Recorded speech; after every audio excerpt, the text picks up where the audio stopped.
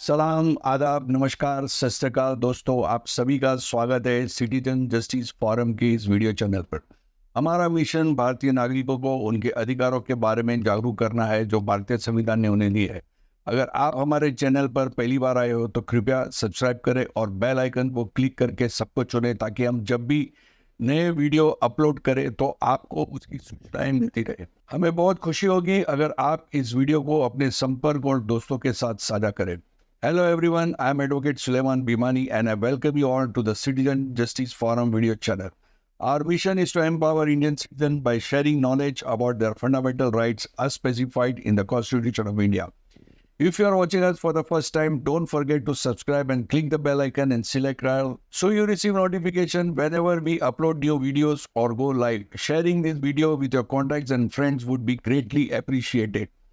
Today's topic is about parking. There are various terms are coming, various terminologies are coming, stack parking, then puzzle parking, open parking, covered parking. Now, when you are going for a redevelopment or you are going for a booking of a flat, so this is now parking. Initially, buying a car was luxury, but in today's scenario or in the present time or in the future, car is not going to be a luxury, it is going to be a necessity.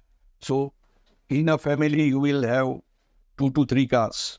Father will have one car, mother will have one car, daughter and son will have one car each. So, there will be 4 cars. Now, the provision of parking has to be made, and you should understand that what builder is going to give you, or when you are going for a redevelopment, the parking for the essential for the existing member is very essential because you are the one who are owning that property, that society. You are the owner and you should not get a raw deal.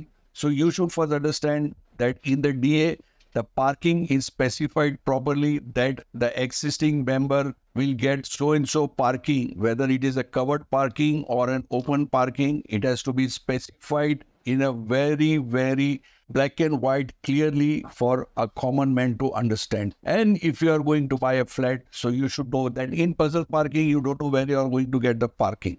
In the stack parking, it is also sometimes it is people find it very difficulty. So understand the parking need of your family and whatever is being given to you or offered to you, whether after then cry that oh, ye parking de diya, wo parking de diya, and then you create stress to yourself and create one more litigation. So before going into all that, let's understand from the expert Mohammad Afzal, who is going to take you deep into the parking of various types of parking and how you should deal with this situation. नमस्कार।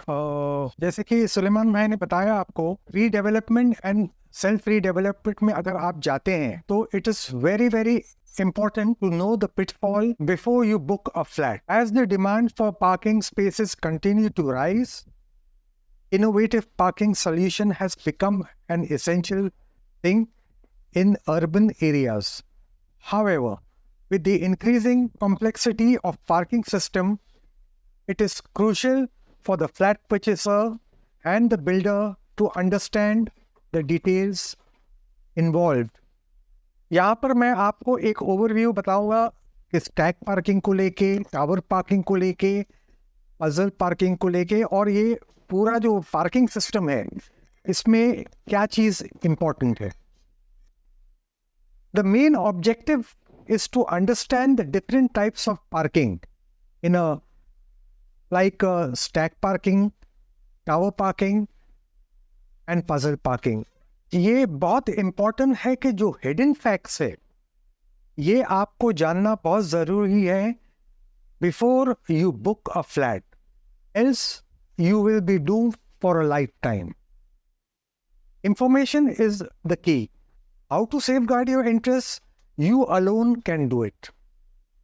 इसका importance ये है to know what is stack parking, tower parking and puzzle parking. We are going to give you an in-depth analysis of the safety parameters and regulatory requirements. We are going to discuss the common issues faced by all the flat purchasers. जैसे कि आप देख रहे हैं यहाँ पे stack parking है. There are 3 levels over here. We can have up to from 4 to 6 levels of stack parking. Tower parking है वो इस तरीके से दिखता है, और पजल पार्किंग जो है वो राइट में जो आपको दिख रहा है. Parking system come in various forms, each with its unique characteristic and advantages. Let's explore each type in detail. Tower parking. The tower car parking system is a highly efficient and cost-effective solution. It incorporates a central elevator with a parking space on either side. Remarkably, this tower can accommodate up to 60 cars in an area that would typically fit only 3 cars.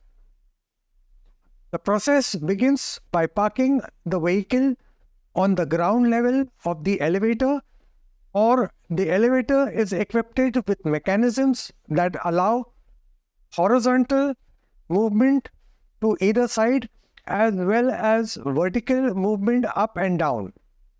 It selects an available pallet and brings it to the ground level.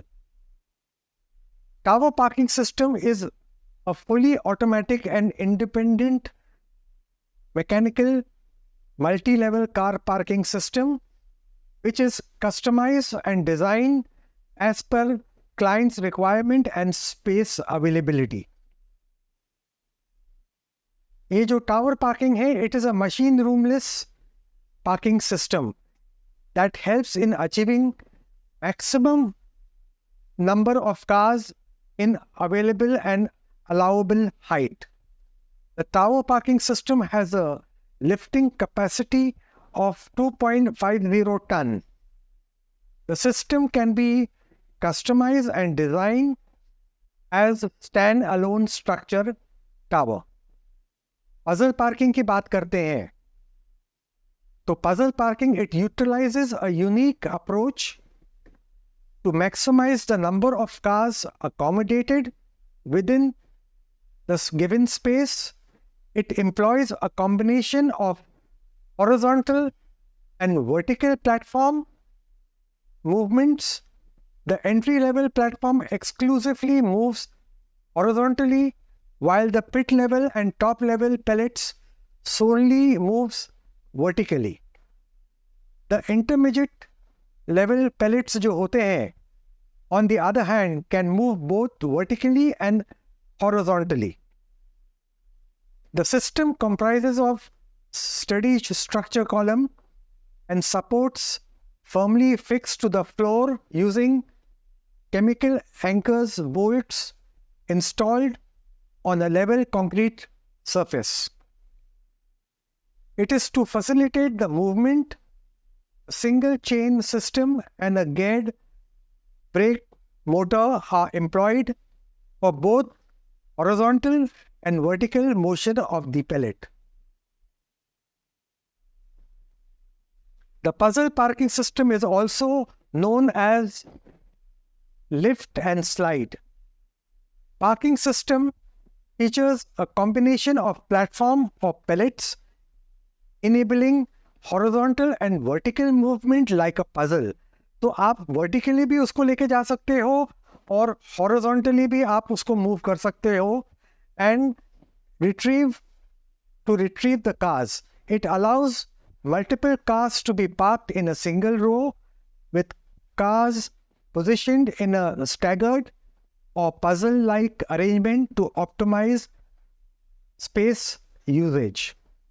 Puzzle parking system is an independent, semi-automatic type parking system. Puzzle parking system is an electromechanical parking system that can be designed for more than 2 levels and up to 9 levels. At the same time, it also can be have 3 levels below the ground. अभी आपको ये समझने की ज़रूरत है कि हम ज़्यादा कंसंट्रेट करने वाले हैं स्टैक पार्किंग को लेके। क्या होता है कि it is very important for you, जब आप कोई भी फ्लैट खरीदने जाते हैं तो आपको किस टाइप की पार्किंग वो अलॉट करने वाले हैं, कहाँ पे करने वाले हैं, ये उसकी इंट्रिकसीज जो है समझना बहुत ज़रूरी है। स्टैक पार्किंग जो सिस्टम है normally comprises of a pellet that moves in the vertical direction, driven by a hydraulic cylinder or mechanical system. The pellet rests on the ground floor and the car is parked on it. आप देखेंगे उसका जो base का जो plate है जहाँ पे आप गाड़ी लगाते हैं, it is known as a pellet. So if a second car has to be parked, the pellet is raised to stroke height above the ground and the second car is parked directly on the ground itself. This second car can be removed from the ground floor. तो कहने का मतलब ये है कि stack parking जो है is a popular option for small spaces, but it requires careful planning and execution. Stack parking कई किस्म के आते हैं, इलेक्ट्रोमैकेनिकल पार्किंग भी होती है, हाइड्रोलिक पार्किंग भी होती है।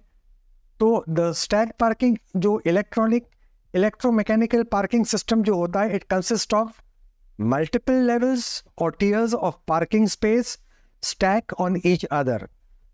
Each group consists a series of individual parking platform or compartment that can be vertically moved to accommodate vehicles.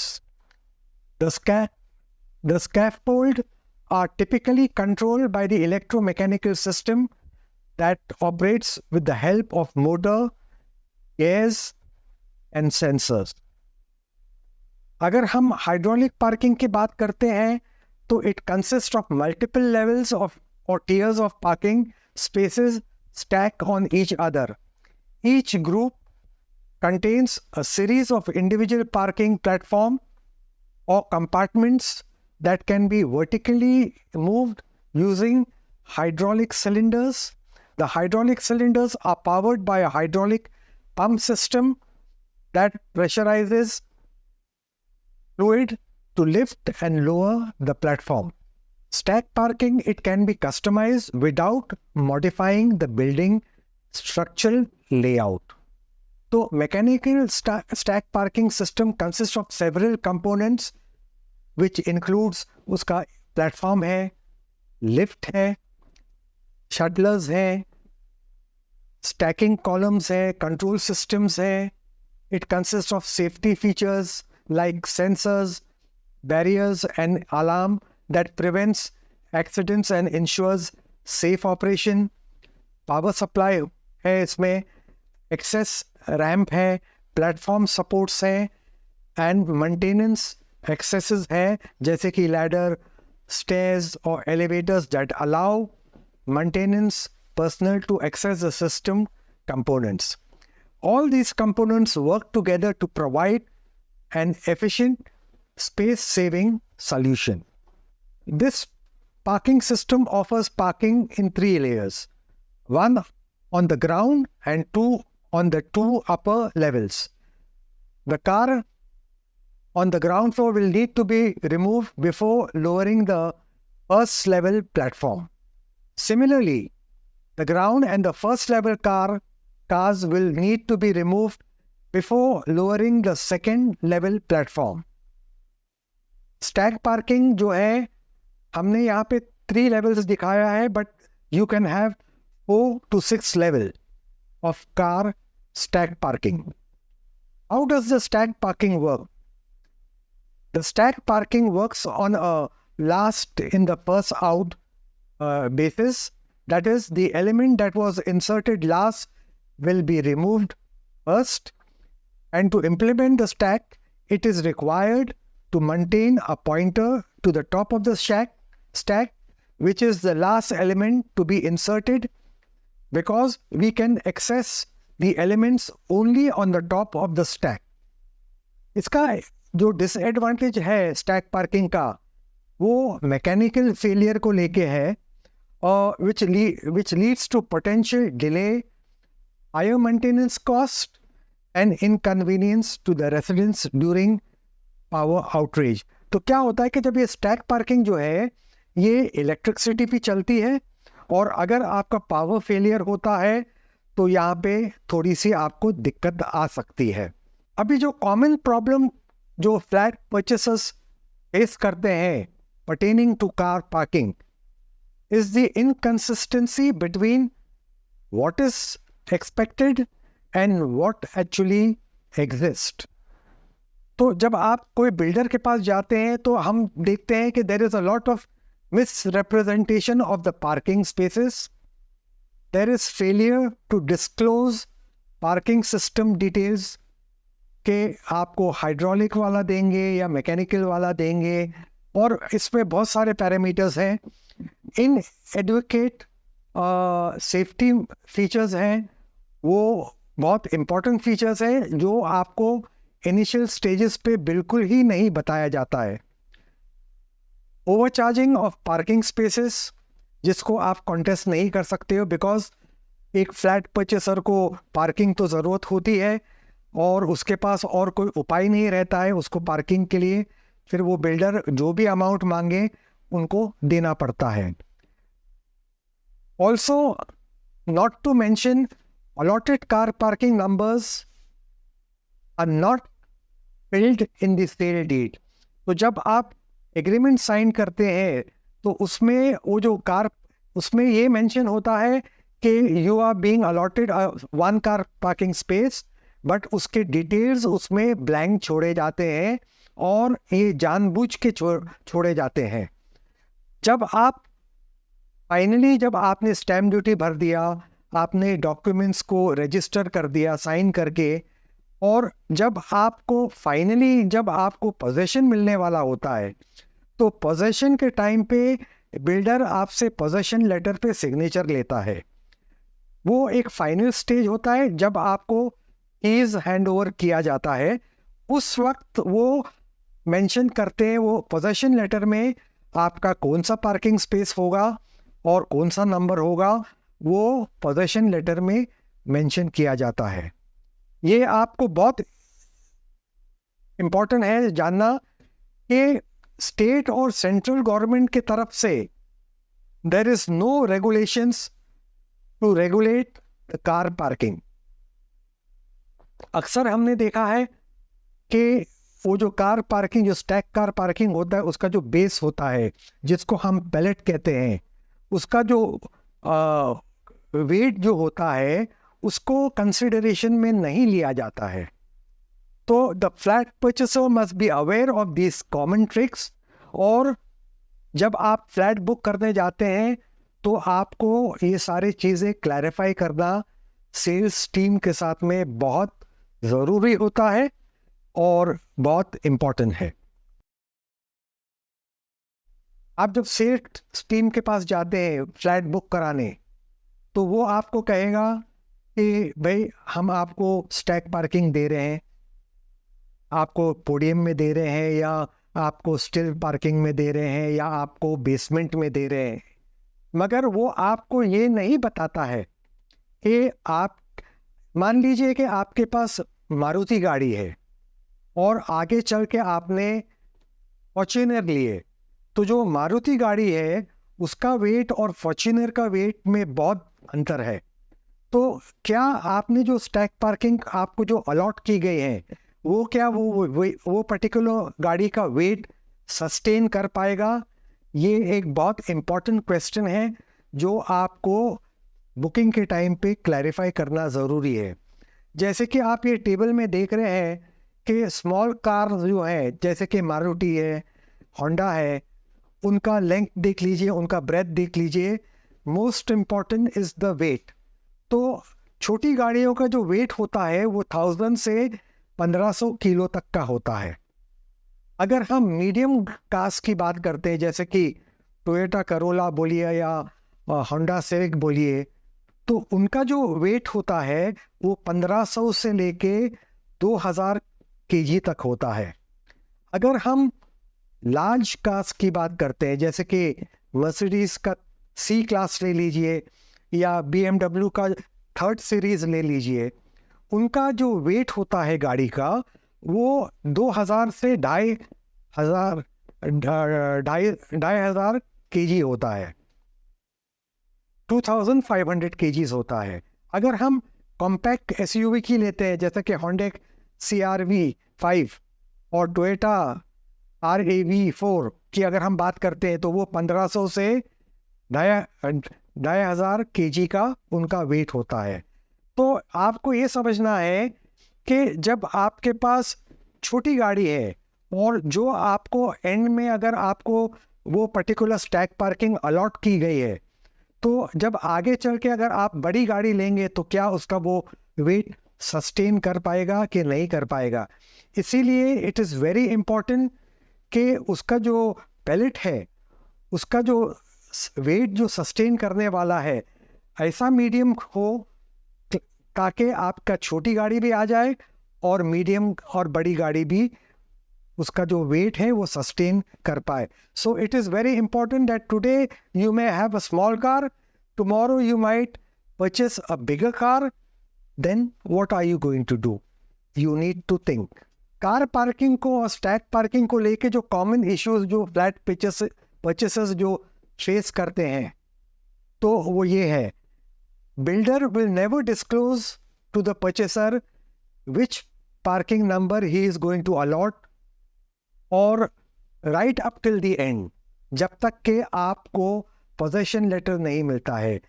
The lease they might share is कि आपको जो स्टैक पार्किंग है वो पोडियम में देने वाले हैं या स्टिल लेवल पे देने वाले हैं या बेसमेंट में देने वाले हैं। The builders usually leave the allotted parking details blank in the sale deed.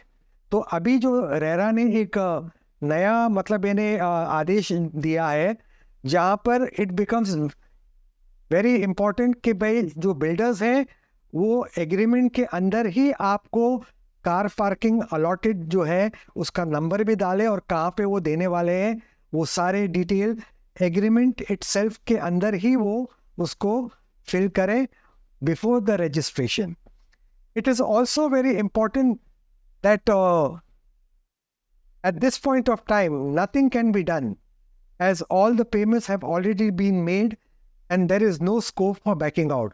तो अगर आप ये सारे चीज़ें कि आपको पार्किंग कहाँ पे मिलने वाली है, आपका कौन सा पार्किंग होगा, whether it is going to be open parking, whether it is going to be puzzle parking, whether it's going to be tower parking or whether it is going to be a stack parking, तो अगर आपने पहले clarify नहीं किया तो मैं समझता हूँ कि you are in for a great trouble और इसको सुलझाने के लिए आपके पास कोई ऑप्शन नहीं रहेगा क्योंकि आपने टोटल पेमेंट कर दिया है, आपका एग्रीमेंट जो सेल डीड है वो रजिस्टर्ड हो गया है और आखिर में आपके पास कोई ऑप्शन नहीं होता है। Only option that is left to you is approach the court of law. The builder should be, हम ये आपको जो हमने टेबल जो बताया है कि जो वेट जो पैलेट को सस्टेन करना है, तो आप ये समझ लीजिए कि ये इंश्योर करिए कि जो स्टैक पार्किंग है उसका जो पैलेट है it should minimum sustain 2000 to 2500 kg of weight of the car. तो उसमें क्या होगा कि अगर आपके पास छोटी गाड़ी है या मीडियम या बड़ी गाड़ी है, वो सब आपका वो स्टैक पार्किंग में आपका फिट हो जाएगा और आपको उसके लिए तकलीफ आगे झेलने की ज़रूरत नहीं पड़ेगी। ये एक लाइव एग्जाम्पल है जो मेरे ही सोसाइटी में आप फोटोज़ देखेंगे कि लेफ़्ट साइड में जो पैलेट है वो किस तरीके से मतलब यानी इट हैज़ गिवन वे और वो दूसरी गाड़ी के ऊपर मतलब दब गया है। Secondly, hardly about 15 days back जो पैलेट था, क्योंकि उसकी जो वेट सस्टेन करने की क्षमता जो नहीं थी, तो उससे क्या हो गया कि वो ग्राउंड के नीचे का जो पैलेट है वहाँ पे वो उसने गाड़ी को ढसेल दिया और वो गाड़ी नीचे गिर गई। तो ये एक ब्रांड न्यू गाड़ी थी फुट की और वो पूरा मतलब गाड़ी नीचे गिर गया। और जब उसको गाड़ी को निकाला गया तो वो जो नीचे का जो पिट था उसमें आप देखेंगे राइट साइड में पूरा पानी से भरा हुआ था। तो अगर आप चाहते हैं कि आपके साथ में इस किस्म के हादसे नहीं हो तो इट इज़ वेरी इम्पॉर्टेंट कि eight the time of booking the flat आप ये सारे डिटेल्स उनसे पूछिए और पूछने के पश्चात आप ये सुरक्षित करिए अपने आप को कि आपको किस किस्म की पार्किंग कहाँ पे दी जा रही है और जो पैलेट है वो कितना वेट उठा सकता है। बहुत बहुत बार ऐसा हो गया है कि हमने देखा है कि लोगों ने पार्किंग स्टैक पार्किंग बोलिए या स्टिल पार्किंग बोलिए, उन्होंने बुकिंग करा दी फ्लैट के साथ में। उनको इनिशियल स्टेज पे बिल्कुल नहीं बताया गया कि उनको कौन सा पार्किंग अलॉट की जाएगी और बाद में उनको पता चलता है कि एक छोटा से पार्किंग उनको अलॉट किया गया है। जैसे कि आप ये फोटो में देख सकते हैं, ये वैगनर है गाड़ी मारुति की और पाव हिस्सा जो गाड़ी का है वो पार्किंग के बाहर निकला हुआ है। तो आप समझ सकते हैं कि अगर आपके पास अगर फॉर्च्यूनर गाड़ी अगर आप लेटर ऑन अगर खरीदते हैं तो वो कितना बाहर आ जाएगा। तो इस चीज़ को अवॉइड करने के लिए आपको ये बहुत इम्पोर्टेंट है कि आपको नॉलेज होना चाहिए, जो हम इस सेशन के थ्रू आपको देने की कोशिश कर रहे हैं। और इसके पश्चात जब आपके पास नॉलेज होगा तो you would be in a better position to negotiate with the builder at the time of booking your flat, ताकि आपको पता चले कि आपको पार्किंग अगर वो अलॉट कर रहा है तो किस किस्म का पार्किंग दे रहा है और कौन से टाइप की गाड़ी आपकी फिट हो सकती है, ताकि आगे चल के आपको किसी किस्म का दिक्कत ना हो।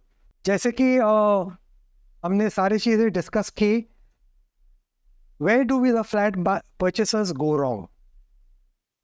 Flat purchasers usually blame the managing committee or the federation of the complex for discrepancies involving the stack parking. मैं समझता हूँ कि जो फ्लैट बायर है वो ही खुद रिस्पॉन्सिबल है, क्योंकि उन्होंने ये सारे चीज़ों को क्लैरिफाई नहीं किया जब वो फ्लैट बुक करने जा रहे थे बिल्डर के साथ में। और बाद में जब किसी किस्म की डिस्क्रिपेंसीज होती हैं तो वो मैनेजिंग कमेटी बोलिए या फेडरेशन बोलिए, उनको वो रिस्पॉन्सिबल ठहराते हैं। मेरा मानना है कि it is the builder who is suppose to be question at the time of purchase of your flat. Information is the की।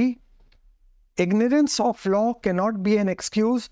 तो अगर if you are equipped with the key information about the parking system, what the builder is going to offer to you, then मैं समझता हूँ आपके लिए कम खतरा होगा। आपको पहले ही इनिशियल स्टेज पे पता चलेगा कि आप what are you going in for, कि भाई आपके पास छोटी गाड़ी है तो आप उस हिसाब से आप पार्किंग लीजिए, स्टैक पार्किंग लीजिए। आपको कहाँ पे वो पार्किंग देने वाला है, पोडियम में देगा, स्टिल लेवल पे देगा या बेसमेंट पे देगा, ये सारे चीज़ें आप अपने गाड़ी के हिसाब से आप तय कर सकते हैं और डिमांड कर सकते हैं बिल्डर को लेके। It is a flat purchasers responsibility to make sure at the time of taking the position of their flat from the builder that the stack parking is in absolute perfect working condition.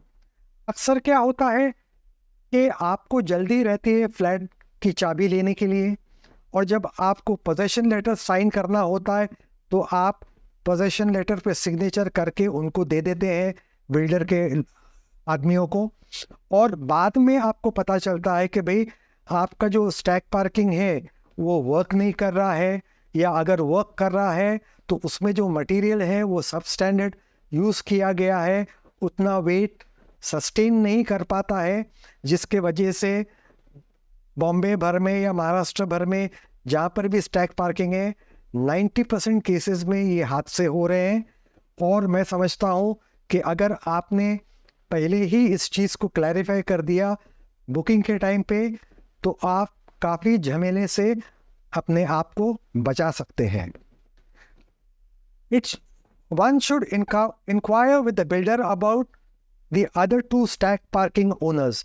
अक्सर क्या होता है कि अगर आप समझ लीजिए 3 tier का पार्किंग है, समझिए आपका नीचे वाला लेवल का पार्किंग चल रहा है, बाकी के जो 2 अपना लेवल है वो ऑपरेट नहीं हो रहे हैं. तो ये आपको समझने की ज़रूरत है बिल्डर के आदमी के द्वारा कि भाई तीनों जो लेवल है वो ठीक तरीके से काम कर रहे हैं, it is in perfect working condition, उसकी servicing AMC all is in place.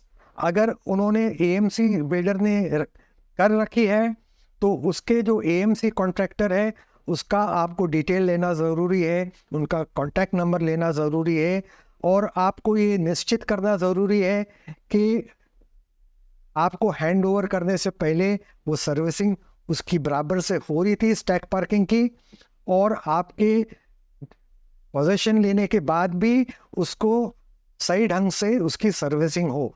क्योंकि अक्सर पाया जाता है कि अगर आपने सर्विसिंग रेगुलर बेसिस पे आपने नहीं करवाया स्टैक पार्किंग का, तो वो क्या हो जाता है कि अक्सर देखा गया है कि उसके जो पैलेट्स हैं उसमें रस्ट जमा होने लगते हैं, और जिसके वजह से अगर वो पार्किंग अगर यूज़ नहीं हो रही है, जैसा कि आप अकेले यूज़ कर रहे हैं और बाकी के जो 2 हैं जो ओनर्स वो आउट ऑफ इंडिया है और वो यूज़ नहीं हो रहा है, तो क्या हो जाएगा कि वो रस्ट पकड़ेगा और आपका वो जो मेल फंक्शन होगा और आपका सही ढंग से काम नहीं करेगा. तो इट इज़ वेरी इम्पॉर्टेंट कि अगर आपने 3 लेवल का स्टैक पार्किंग है तो all should be in working condition and it should be in a good and serviceable condition. तो ये चीज़ आपको मेक श्योर करना है eight the time of taking position of your flat and the stack parking. The managing committee as well as the federation can extend a helping hand for the maintenance and upkeeping of the stack parking. तो आप ये समझ लीजिए कि अगर आपके building में बहुत सारे बिल्डिंग्स हैं और बहुत सारे सोसाइटीज़ हैं एक ही कॉम्प्लेक्स के अंदर, तो फेडरेशन होता है जो ये जिम्मेवारी उठाता है कॉमन एरियाज़ को देख रेख करने का, और ये जो स्टैक पार्किंग है और जो बाकी के जो पार्किंग है उसकी देख रेख करने का भी जिम्मेवारी फेडरेशन के अंडर आता है. बट प्रॉब्लम यहाँ पे क्या आता है कि बिल्डर ने जब प्लान अप्रूव किया तो BMC जो है वो पार्किंग प्लान को लेके, पार्किंग स्टेटमेंट को लेके अप्रूवल देती है, और उसके पश्चात जब बिल्डिंग खड़ी हो जाती है और अपना OC आ जाता है, then the federation and the society takes over the common area which includes parking. तो एक दफ़ा आपको पोजीशन मिल गया, आपका OC आया हुआ है, तो फेडरेशन की जिम्मेवारी होती है इसको देख रेख करने की. बट यहाँ पे मसला आता है रिपेयर एंड मेंटेनेंस को लेके. फेडरेशन इंडिविजुअल मेंबर्स को ये एक बहुत बड़ी दिक्कत आती है, क्योंकि मेंटेनेंस एंड रिपेयर का जो कॉस्ट है इसको क्लियरली डिफाइन नहीं किया गया है, और इसके अलावा स्टेट गवर्नमेंट और सेंट्रल गवर्नमेंट की तरफ से भी there is no regulatory body या जो रेगुलेट करें कि भाई अगर मेंटेनेंस और रिपेयर निकलता है तो कॉस्ट उसका जो है वो कौन बेयर करेगा, ओनर्स बेयर करेंगे कि सोसाइटी बेयर करेंगी. तो it is a grey area, और यहाँ पे हम द कॉर्पोरेशन डिपार्टमेंट को मैं रिक्वेस्ट करना चाहूँगा कि यहाँ पे वो एक रेगुलेशन लाए और सर्कुलर इशू करे डिफाइनिंग कि भाई जो कॉस्ट है ऑफ रिपेयर एंड मेंटेनेंस ये किसके ऊपर होगा, and how will the system work. It is very difficult to hold the builders responsible because मैं हमेशा कहता हूँ कि जब आप फ्लैट खरीदने जाते हैं या बेचने जाते हैं तो आप क्या करते हैं, जो लाइजनिंग जो ऐसे बहुत सारे ऑफिसेज हैं जो आपको एग्रीमेंट बनाने में हेल्प करते हैं, रजिस्ट्रेशन में हेल्प करते हैं। अगर हम बिल्डर की बात करते हैं तो जो बिल्डर का जो एग्रीमेंट होता है वो टोटली वन साइडेड एग्रीमेंट होता है। तो it is very very important कि जब आप कोई डील करते हैं, आप कोई परचेस करने जाते हैं फ्लैट को, तो आप अपने तरफ से आप एक वकील रखिए, कंसल्ट करिए, ताकि अगर कोई भी डिस्क्रिपेंसी हो बिल्डर के एग्रीमेंट को लेके, सेल डीड को लेके, तो वो आइडेंटिफाई हो और उसके पश्चात अगर आपका लॉयर उसका सर्टेन क्लॉजेस को अगर वो चेंज करवाना चाहता है या रेक्टिफाई करवाना चाहता है, तो ये चीज़ आप बिल्डर के सामने रख सकते हो, so that the builder can change those particular clauses which includes the parking system. आज बॉम्बे में देखेंगे कि 90% of the stack car parking जो है वो नॉन वर्किंग कंडीशन में है, या तो बहुत हादसे भी हो रहे हैं या वो काम ही नहीं कर रहे हैं। और इससे क्या हो जाता है कि जो एग्जिस्टिंग सोसाइटी है और जिसके जो मेंबर्स हैं उनके ऊपर बहुत सारा बर्डन आ जाता है। People they start parking their cars anywhere, और जिसके वजह से दूसरे मेंबर्स जो है उनको काफ़ी दिक्कत होती है, और उनके पार्किंग के सामने लोग आके अपनी गाड़ियाँ खड़े करते हैं फॉर द सिंपल रीज़न क्योंकि उनका जो स्टैक पार्किंग है वो काम नहीं कर रहा है।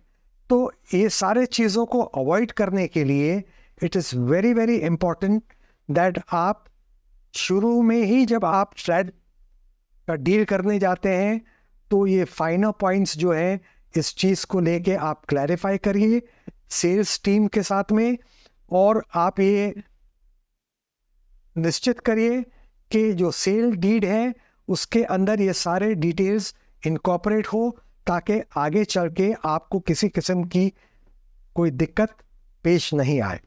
The flat owners still have a chance to book the builder. अभी मान लो कि अगर आपने फ्लैट खरीद लिया, सेल डीड के अंदर आपके पार्किंग के डिटेल्स मेंशन नहीं है, आपने पोजेशन लेटर साइन करते वक्त आपको फ्लैट की चाबी भी मिली, और आपको जो स्टैक पार्किंग है या पोडियम पार्किंग है या बेसमेंट पार्किंग है उसका अलॉटमेंट नंबर मिलता है, और बाद में आपको पता चलता है कि आपका स्टैक पार्किंग वर्क नहीं कर रहा है, या आपको जो स्टैक पार्किंग है उसका जो पैलेट है, जो बेस है, वो आपकी फॉर्च्यूनर जैसी गाड़ी को जो वेट है उसको सस्टेन नहीं कर पा रहा है, जिसके वजह से आपको अंदेशा है कि कुछ हादसा हो सकता है। तो आपके पास एक और उपाय है, आप कोर्ट ऑफ लॉ में आप जा सकते हैं, आप सिविल केस कर सकते हैं, आप क्रिमिनल केस फाइल कर सकते हैं, और एज एन ऑल्टरनेटिव रेमेडी आप कंज्यूमर कमीशन में भी केस दायर कर सकते हैं बिल्डर के खिलाफ, क्योंकि आपके पोजीशन के बाद there is a 5 year defect liability period. कुछ उस 5 साल के अंदर अगर कोई भी इशू आता है बिल्डिंग मटेरियल को लेके या बिल्डिंग के जो स्टैंडर्ड्स हैं उसको अपना देखते हुए अगर कोई चीज़ आपको सब स्टैंडर्ड लगती है तो you can approach the court of law. जैसे कि मैंने आपको बताया कि आप जब फ्लैट खरीदने जाते हैं या फ्लैट बेचते हैं तो आप एक इंडिपेंडेंट लॉयर अरेंज करिए, आप इंगेज करिए, थोड़ा पैसा जाएगा, मगर बात के रोने से बेटर है कि आप अभी थोड़ा पैसा लगाइए और अपने आप को सेफगार्ड करिए। While selling or purchasing the flat, as I mentioned, builder's agreement is always one-sided. Supreme court और हाई कोर्ट के वेरियस जजमेंट्स हैं जो इस चीज़ को साबित किए हैं कि बिल्डर का जो agreement is totally one sided है।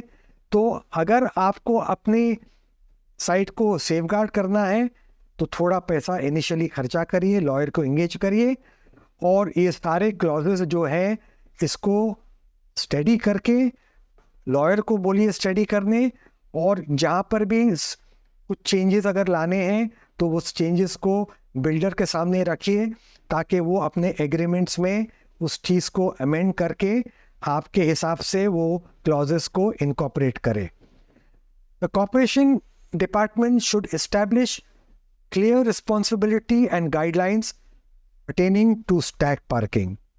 तो क्या है कि जो रिपेयर एंड मेंटेनेंस को जो कॉस्ट फैक्टर है, इसको क्लियरली डिफाइन करना बहुत ज़रूरी है। अमूमन देखा गया है कि फेडरेशन अपना काम कर रही है, मैनेजिंग कमेटी अपना काम कर रही है, मगर मसला आता है कि who is going to bear the cost of the stack parking, जो वर्किंग कंडीशन में नहीं है या उसमें कोई हादसा होने का चांसेस है। तो मैं कॉर्पोरेशन डिपार्टमेंट से ये विनती करूँगा कि वो इस किस्म का, या स्टेट गवर्नमेंट को कि अर्बन डेवलपमेंट डिपार्टमेंट जो है जिसके अंडर पीएमसी आती है, जो पार्किंग को अपना अप्रूव करती है प्लान्स को, तो वो ये एक रेगुलेशन लाए, वो एक पर्टिकुलर डिफाइन करें कि भाई पार्किंग अगर स्टैक पार्किंग है तो कितने उसके साइज़ क्या होने चाहिए, उसका अगर उसका जो मटेरियल जो यूज़ कर रहे हैं वो सब्सटेंशियल नहीं होना चाहिए। They should certify that, and so that आपको आगे चल के कोई प्रॉब्लम फेस करना नहीं पड़े। ये सारा जो चीज़ है, it is to promote harmony among the owners and the federation. There should be a level playing platform, और इसको अपना इम्प्लीमेंट करने के लिए महाराष्ट्र गवर्नमेंट को या बीएमसी को या अर्बन डेवलपमेंट डिपार्टमेंट को रेगुलेटरी बॉडी रखना बहुत ज़रूरी है, ताकि जो मेंबर्स अपने हार्ड अर्न मनी से फ्लैट को बुक करते हैं उनको आगे चल के किसी किस्म की असुविधा ना हो और किसी किस्म का हादसा ना हो स्टैक पार्किंग को लेके। तो ये सारे चीज़ों को लेके हम आखिर में मैं यही कहूँगा कि it is very important for the flat purchasers to be well informed. अगर वो अलर्ट रहेंगे तो वो अपने आप को फ्यूचर प्रॉब्लम से सेफगार्ड करेंगे as far as the parking is concern. यहाँ पे हम चाहेंगे कि आप एकदम सतर्क रहें और फ्लैट परचेस करते वक्त आप सारे चीज़ों को अपना अवॉइड ना करें। Be alert, be safe and be protected. Thank you very much.